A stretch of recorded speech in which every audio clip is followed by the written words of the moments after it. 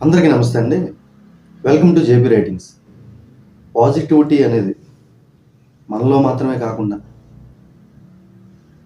మన ఫ్యామిలీ మెంబర్స్‌లో, మన నైబర్స్‌లో, మన ఊళ్ళో ప్రతి ఒక్కరిలో, మన రాష్ట్రంలో, మన రాష్ట్ర ప్రభుత్వంలో, అలాగే ప్రపంచం మొత్తం మీద ఎటు చూసినా పాజిటివిటీయే తప్ప నెగటివిటీ లేదనుకోండి. ఎంత బావుంటది కదా! అలా ఒక 3 నెలల నుంచి, ఒక 5 సంవత్సరాలు రోజు ఎప్పుడు చూసినా చెడు వార్తలు, నెగటివిటీ మొత్తం నిండిపోయి ఉండే ప్రపంచం కనపడిన మనకి ఒక 3 నెలల నుంచి పాజిటివ్ న్యూస్‌లు, పాజిటివిటీ అనేది అంటే నెగటివిటీ అనేది ఎక్కడైనా ఎంతో కొంత పర్సెంటేజ్ ఉంటది. కానీ ఎక్కువ మాక్సిమం పాజిటివిటీ మనకు కనబడుతూ, వినపడుతూ, వినసొంపుగా, చూడముచ్చటగా ఎందుకో ప్రపంచం అంతా పాజిటివ్‌గా అంటే ఓన్లీ ప్రెజెంట్ మాత్రమే కాదు, భవిష్యత్తు కూడా ఎందుకో అంతా పాజిటివ్‌గా కనిపిస్తుందనమాట. దానికి రీజన్ ఏంటంటే ఈ మధ్యకాలంలో రోజు పేపర్లలో కావచ్చు, టీవీల్లో కావచ్చు, సోషల్ మీడియాలో కావచ్చు, జరుగుతున్న విషయాల్ని చదువుతుంటే, వింటుంటే ఎందుకో చాలా పాజిటివ్‌గా భవిష్యత్తు అంతా కూడా మనదే కాకుండా మన భావి తరాలది కూడా ఎందుకో అంతా పాజిటివ్‌గా అనిపిస్తుంది. సో, దానికి ఎగ్జాంపుల్‌గా ఈరోజు వార్తా విశేషాలనే నేను చెప్తాను.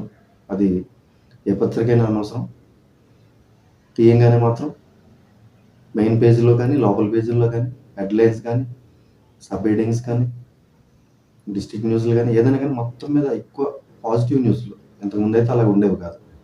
సో, అవేంటో చూద్దాం. ఒక పేపర్‌లో అమరావతిలో నేషనల్ లా యూనివర్సిటీ. ఇంతకుముందు అమరావతి అనే లేదుగా. అసలు ఆ మాట ఎత్తడానికి కూడా లేదుగా. ఆ ఏరియాలో, ఆ ప్రాంతంలో పాపం రైతులు, మహిళలు అంతా ఉద్యమాలు చేస్తూ ఉండేవాళ్ళుగా సంవత్సరాల తరబడి. మొత్తం పిచ్చి మొక్కలు మొలిచేసి అడవిలా తయారైపోయి ఒక తగదగ కాంతులతో మెరిసిపోతూ ఒక సిటీలాగా, ఒక కలల ప్రపంచంలో ఉండాల్సిన ఆ ప్రదేశం ఒక నిర్మానుష్యమైన అడవిలా, అప్పటి నాయకులు చెప్పినట్టుగా ఒక శ్మశానంలా అలా ఉండేది కదా. ఇప్పుడు చూడండి, అమరావతిలో నిర్మాణాలు స్టార్ట్ అయినాయి. ఒక ప్రణాళికాబద్ధంగా దాని అభివృద్ధి ముందుకెళ్తుంది. అంతకుముందు ఆగిపోయినవన్నీ కొనసాగుతున్నాయి. అంతకుముందు కాంట్రాక్టులు చేసుకున్న వాళ్ళు, వస్తామని మాట ఇచ్చిన వాళ్ళు అందరినీ కూడా రమ్మని అడుగుతున్నారు. ఇప్పుడు అమరావతిలో నేషనల్ లా యూనివర్సిటీ లా కాలేజీలు చాలా ఉంటాయి. లా యూనివర్సిటీ ఆంధ్రప్రదేశ్లో. ఎంత బాగుంది కదండి వినడానికి, పాజిటివిటీ. ఇంకా మొన్న ఆగస్టు 15న రాష్ట్ర వ్యాప్తంగా అన్నా క్యాంటీన్స్ స్టార్ట్ అయినాయి, ఉందనుకుంటా. గుడివాడలో ఏమో చంద్రబాబు నాయుడు గారు ప్రారంభించారు. అలాగే నాయకులు, జనసేన నాయకులు, బీజేపీ నాయకులు, టీడీపీ నాయకులు అందరూ కూడా రాష్ట్ర వ్యాప్తంగా అన్నా క్యాంటీన్లు ప్రారంభించారు. పేదల అన్నంపై ఏటా రాయితీ 236 కోట్లు. అంటే అది కాంట్రాక్ట్కి ఇస్తారు. ఎందుకంటే ప్లేట్కి 5 రూపాయలే కదా, మనిషికి 5 రూపాయలే తీసుకుంటారు. కానీ దాన్ని తయారు చేయడానికి 20 రూపాయలు, 25 రూపాయలు, 30 రూపాయలు ఖర్చు అవుతుంది. ఆ మిగిలిన డబ్బులు గవర్నమెంట్ ఇస్తుంది. ఆ రాయితీ ఏటా 236 కోట్లు. అంటే ప్రజెంట్ తింటున్న జనాభా లెక్కల అంచనా ప్రకారం మాత్రమే. కానీ తర్వాత అది పెరిగే అవకాశం ఉంది. 2 రోజుల్లో 100 అన్నా క్యాంటీన్లు ప్రారంభించిన ప్రభుత్వం. రోజుకు రాయితీగా 78 లక్షలు ప్రజెంట్. కానీ తినేవాళ్ళ సంఖ్య ఎలా పెరుగుతుంది, ఫ్యూచర్లో ఎన్ని రెట్లు పెరుగుతుంది, ఎంతమంది తింటారు అనేది గెస్ చేయలేం. సో అది పెరుగుతూనే పోతుంది. వచ్చే నెలాఖరుకు 203కు చేరుకోనున్న క్యాంటీన్ల సంఖ్య, అంటే వచ్చే నెలకి 203కి చేరుకుంటానికి డబుల్ అవుతాయి. అప్పుడు సబ్సిడీకి ఇవ్వాల్సింది 479 కోట్ల ప్రేరులు. ఒక నెలకే డబుల్ అయిపోతుంది. కానీ సంవత్సరం ఎంత అవుతుందని ఏంటని చెప్పలేము. ఎందుకంటే ఇంకా చాలా అన్న క్యాంటీన్లు స్టార్ట్ చేస్తారు. కానీ అన్నదానం అనేది చాలా మంచిది కాబట్టి అది ప్రభుత్వ కార్యక్రమంగా మాత్రమే కాకుండా బయట వ్యక్తుల నుంచి, సంస్థల నుంచి కూడా విరాళాలు అడుగుతున్నారు. దాని గురించి కూడా ప్రతిపక్షాలు బ్యాడ్‌గా ప్రచారం చేస్తున్నాయి, బ్యాడ్‌గా న్యూస్‌లు ఇస్తున్నాయి చందాలతో అని చెప్పి. ఆర్థిక ఇబ్బందులున్న పేదల ఆకలి తీర్చనున్న ప్రభుత్వం. దీని మీద ఎవరు మొన్న మాట్లాడుతూ అంబటి రాంబాబు గారు అనుకుంటా ఈ అన్న క్యాంటీన్‌ల గురించి కూడా ఏళనంగా మాట్లాడాడు ఆయన. 30 మందికి, 40 మందికి, 300 మందికి, 400 మందికి అన్నం పెట్టేస్తే అదైనా గొప్ప విషయం అని. అన్నం లేని వాడికి ఫ్రీగా అన్నం పెట్టకపోయినా కనీసం రూ. 5 అంటే మనం పక్కకెళ్ళి ఎవరైనా అన్నం తింటున్నారంటే ఒక రూ. 5 ఇస్తారనమాట లేని వాడికి. రూ. 5కి అన్నం పెట్టడం అది గొప్ప విషయమే కదా! ముందైతే అన్నం పెట్టాలి, ఆకలి తీర్చాలి. తర్వాత వాడికి పని కల్పించాలి. ఆ పని కల్పిస్తే తర్వాత అన్నం కూడా వాడే సంపాదించుకుంటాడు. సో ఇవన్నీ స్టెప్ బై స్టెప్ చేయాలి. కానీ ఇది నిరంతరంగా మనకెప్పుడు పేదలనేవాళ్ళు, అట్టడుగు వర్గాలనేవాళ్ళు కనీసం వాళ్ళ ఆకలి తీర్చుకోవడానికి సరిపడా డబ్బులు కూడా సంపాదించుకోలేని వాళ్ళు ఉంటారు. వాళ్ళకి ఎంత ఉపయోగం? మనం మూసేసిన దాన్ని, మనం చేయకూడదనుకున్న దాన్ని మళ్ళీ ఇంకొకళ్ళు చేస్తే అప్రిషియేట్ చేయాలి కానీ దాని గురించి కూడా నెగిటివ్‌గా మాట్లాడితే నెగిటివిటీ. సో ఆ నెగిటివిటీ భరిత్యం అయిపోయింది. సో ఇంకా నెగిటివిటీని అణగదొక్కేలాగా పాజిటివిటీ.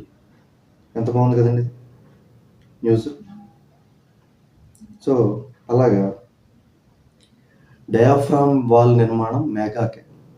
చంద్రబాబు నాయుడు గారు నిన్న అనుకుంటా ఢిల్లీ వెళ్ళి కేంద్ర ప్రభుత్వ పెద్దలను కలిశారు.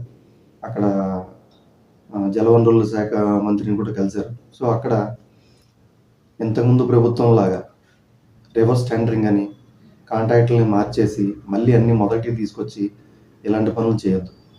అంతకుముందు నాకు తెలిసి రాయపాటి సాంబశివరావు గారి కంపెనీ ఏదో ఒకటి ఇది పోలవరం కన్స్ట్రక్షన్ చేస్తూ ఉండేది.